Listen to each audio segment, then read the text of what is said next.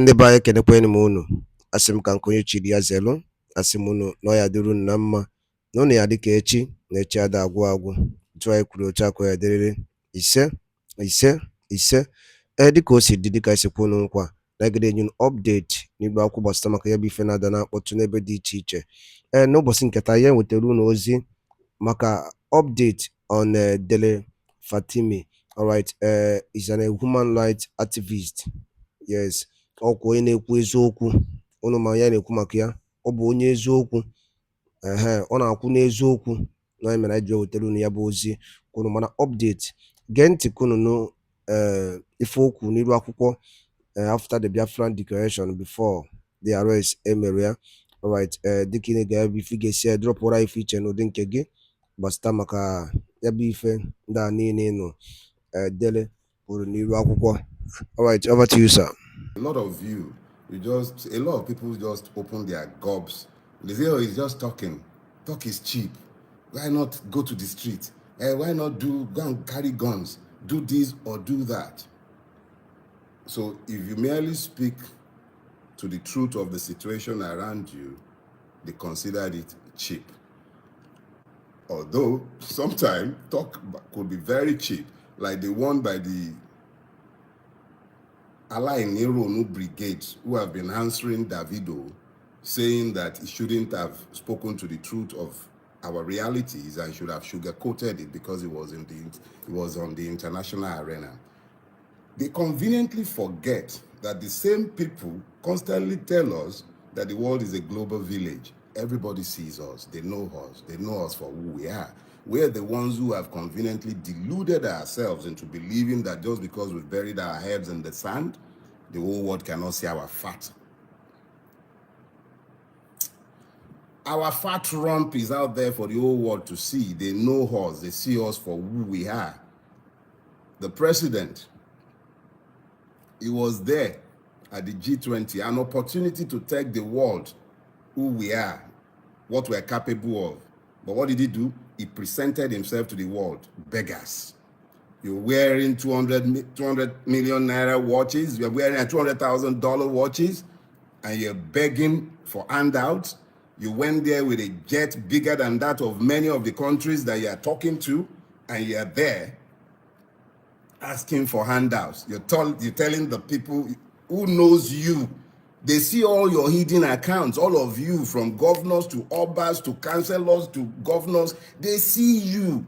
Since the beginning of the end of the old world order, since 9/11, the first thing the world does, the intelligent world, tracks money. There is no dime any one of you have anywhere in the world that they are not aware of, even the ones you have stacked up in your warehouses, and then you go to the world. They know how fantastically wealthy, rich you are, the kind of dead money that you all keep eating all over the world. And then you go pleading penury, telling them you can't feed your children. They know how you gorge on caviar, how you buy the most expensive things in the world, and then you go to them begging. I recall the anecdote from my own generation where Babangida Ibrahim went to beg Thatcher and the West for debt forgiveness. And then she pointed at his watch. He was wearing a very rare, very, very rare Rolex. What was Thatcher wearing? Probably some basic thing that didn't speak to insane gathering of wealth. But we who went begging, I will not be derailed this morning. The point I'm making is the truth might be an offense, but it is not a sin. When you are told the objective truth of your reality, assess the truth you have been told. Embrace the reality of that truth and then work to change it if you don't like it. Now, what is the truth?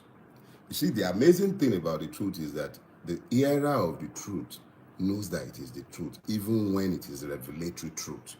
So the truth really does not require much by way of definition. Me and you, we know the truth. Truth must be distinguished from facts. Facts might change. Facts might evolve. Even truth might become even evolutionary in its revelation. But the point I'm making to you is the truth does not require any definition. But if you want to take it a little deeper, the truth is God. How about that? And I'll tell you why I say the truth is God. There is an immortal nature to the truth. The truth simply is immortal. If it is true today, it is true in 1,000 years from now. Facts may change. The truth does not change. It might become revelatory, and you might find more and more layers to the same truth. That is the essential nature of truth. But why is it that unconscionable men always hate the truth? It is the immortal nature of truth that irritates the demons in them. All men, regardless of how powerful or rich we might become, we are mere mortals, creatures in time. We will die someday, whether that be now or in 100 years' time. Each and every one of you alive and hearing me in this moment would all be dead in 100 years' time. That is just the reality of life. But the truth that I might speak today would live for an eternity, because it is simply the truth. It endures in the God Almighty, the ultimate author of the truth. So here is the thing with you demons who get irritated when I speak. I am not a saint. I am imperfect. I am completely given to my carnality like each and every one of you. But unfortunately for you, I have an incurable inability to see the truth that affects us as a people and find an inability to speak it. That's my offense. But the truth that I speak, they're not mine. They are simply the words that have been given to me to speak to you. Let me remind you, and I'll say this, I would explain this by giving you not an anecdote, but something that happened between myself and my PA.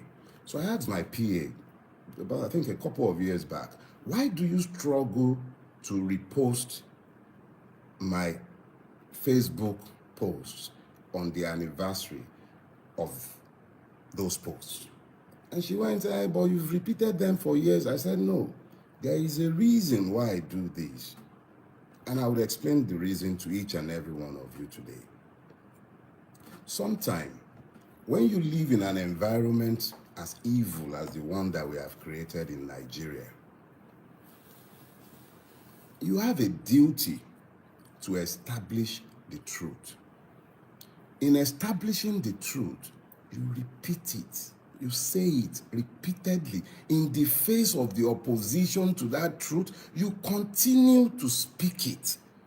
Now, if I told you something 8 years ago when I became active on Facebook, if I told you with absolute clarity that this is what you are doing and this is what would happen, and these things are happening in my lifetime and you're here to see it, and I keep saying these things to you over and over, and you continue to refuse to listen, I have a duty to stand as a witness against each and every one of the reprobates in high offices, in low offices, myself and my friend included. I have a duty to speak that truth, or I become as convicted as you all are in the evil that has overtaken us. So if the truth I speak irritate the demon in you, die. Because I ain't going to stop until I die. But you know what? Even long after I am dead, the truths I have spoken will live. Even when my bones have turned to dust, the truths I have been given to speak, they will live. So let me be clear about something. The truth does not die in darkness. The truth cannot be killed. Even when you kill the truth teller, let us be clear about something. You see, when you bury the truth, all that you will succeed in doing is to plant a seed. If you then make the error of offering martyrdom to the truth teller, what you guarantee is your own hands, each and every one of you. When the time comes, we will speak to your evil. It's not time yet. But let me explain something to you about the nature of truth. The nature of truth is that you simply cannot kill it. I think it's the Washington Post, as its motto, democracy dies in darkness. If we were in a democracy, I'll be talking to you about democracy dying in darkness. But we're not in a democracy. We're not in a country ruled by law. We're not in a place where people understand the fact that if you do not build a rule-based society, no matter how much wealth you gather in vain. You gather in vain. The first condition of the human spirit is the demand for justice. Now, when we talk about justice, because what I'm currently going through, which I can tell you straight away, is coming from reactions to my latest book, which is centered on the judiciary. You see, the beautiful thing about the truth is this. It is sufficient both as a sword and as a defense. And the amazing thing is that when you tell the truth, every time you tell the truth in the service of the God Almighty of all creation. Whether you're a Muslim, you're a Christian, whatever you choose to believe or not believe in, the reality is that when you tell the truth, you are walking in the services of God Almighty, and He will keep you, He will watch over you, He will protect you jealously. You hear that? He will protect you jealously. He will do it in manners that even you would know that He is the one that is doing it. So let me tell you this, my brothers and sisters. We all have duties to tell the truth in our own space.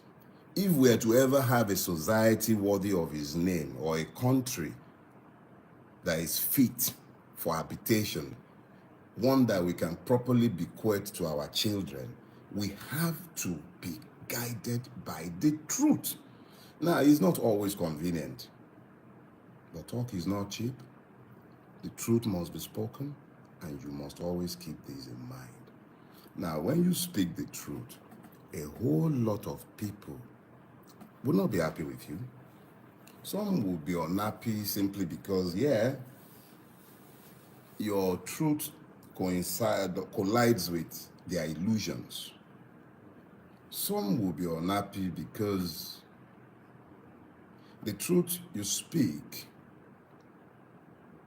does not fit into the narratives that they prefer. Some will be unhappy because the truth you speak brings light into a dark place.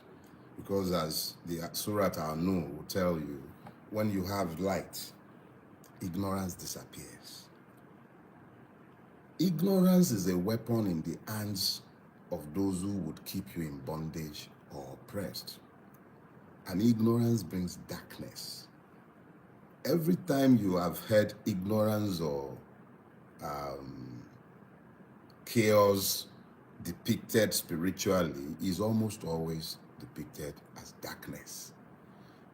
Now, when you have a society completely overtaken by evil, such as the one in which we live, what you find is that it's not just the lies they tell us that they are looking for us to embrace, But the illusions that they build with those lies, which create alternative realities in the minds of the victims, which I've explained severally as a process of stupefaction.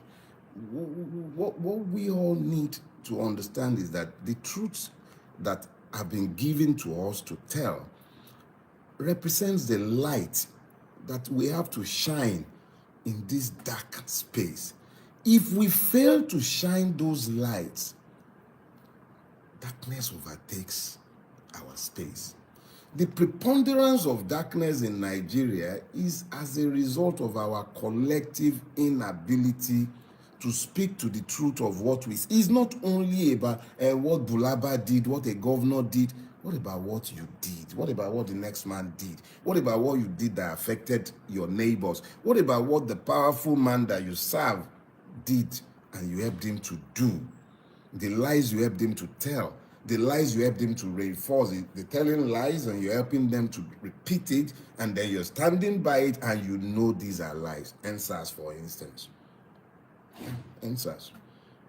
How many people spoke against their consciences? The last election, how many people spoke against their consciences? And you know the annoying thing? Because they were speaking against their consciences, the truth that some of us spoke, yeah, I said it. We spoke the truth. The truth that we spoke annoyed the demons in them. And because it annoyed the demons in them, they must silence me. What for? So let's be clear about something. I will not be silenced. In fact, you can't silence me anymore. See, that's the beautiful part of the thing. You cannot silence me anymore. Everything I've had to say about Nigeria, when I was given the gift that God has blessed me with, the moment it was given to me to start writing, and I took on the idea that I must start writing books, a decision was taken, an instruction, I must say. There were 3 books connected to Nigeria that I had to write. Everyone in my space, my wife, my editors, my PA, my friends, every one of them will tell you I was given 3 books to write. The first should have been The Imperative of the Nigerian Revolution. But I also understood that writing that book without context would make it almost impossible for you to understand the nature of the evil forest that we have built as a collective. Myself and all of us included, we built this. It's not just Tinubu, it's not just Babangida, it's not Obasanjo, it's all of us. We all made this mess, and it will take all of us to fix this mess. So I wrote, Do Not Die in Their War. Do Not Die in Their War is meant to introduce you to Nigeria, tell you the truth that you all know, but that you all lie to yourselves and pretend are not there. So I told the tales of the rot, the reality of what we have built. It's an easy read. And a year after its publication, I made it available for free to all of you, for free download.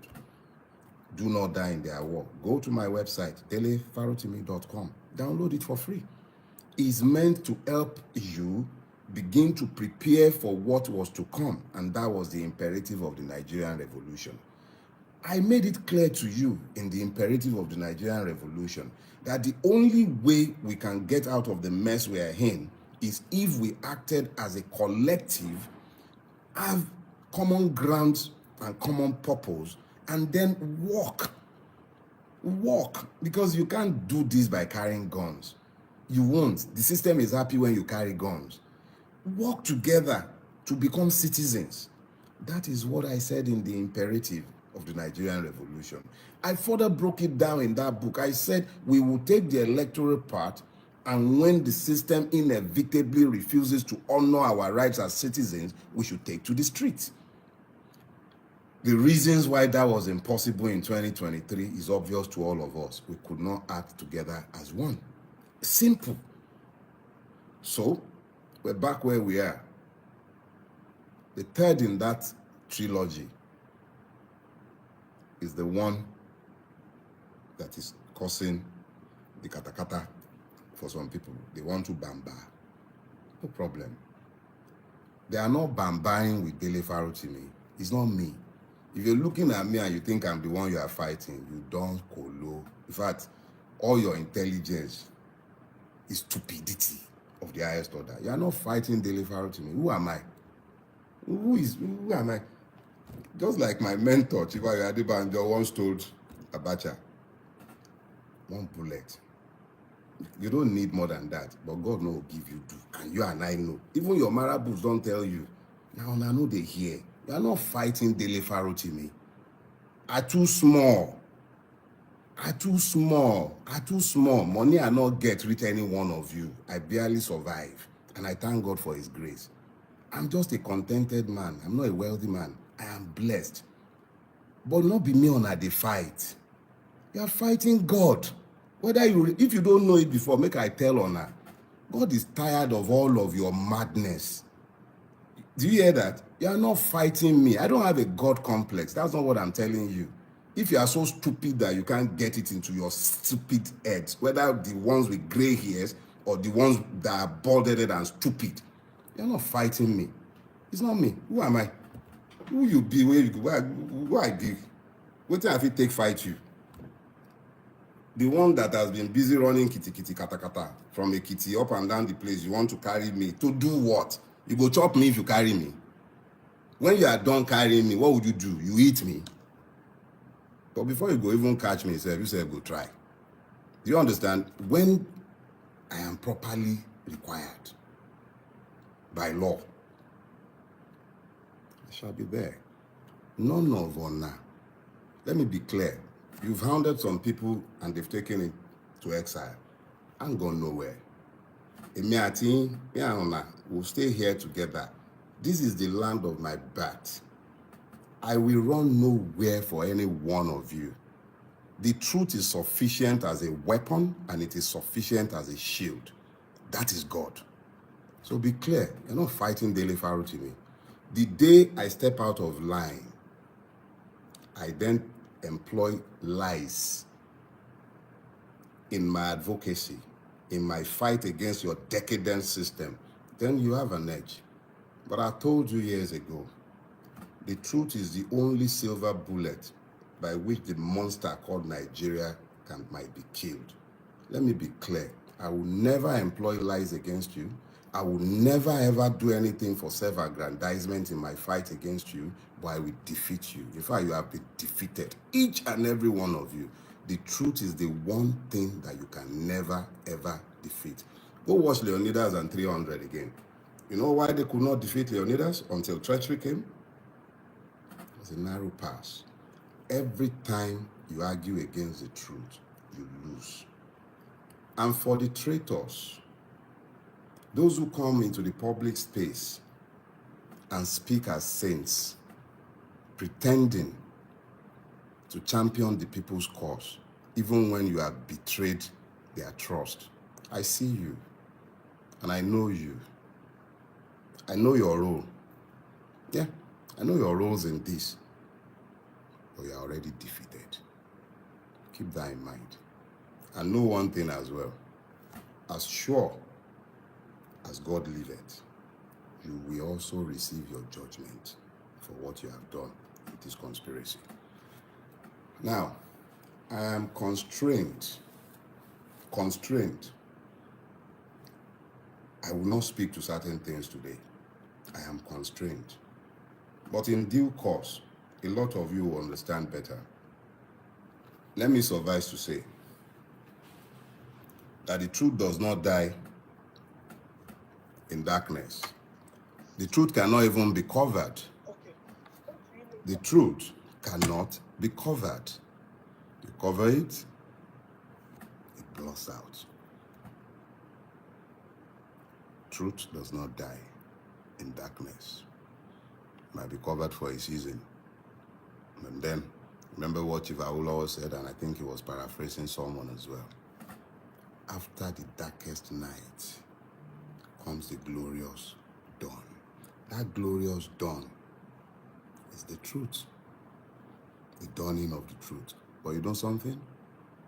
For truth to be established, it must not only be repeated over and over and over, it must be chorused. If I'm speaking and I'm the lone voice in a wilderness, hear that, lone voice in the wilderness, I must be mad. And you all must be crazy if you leave a man to stay in the wilderness speaking to himself. You must take up the chorus. The truth is useless if it is not chorused. The truth is useless if I do not hear it echoed by those with whom I live in my age.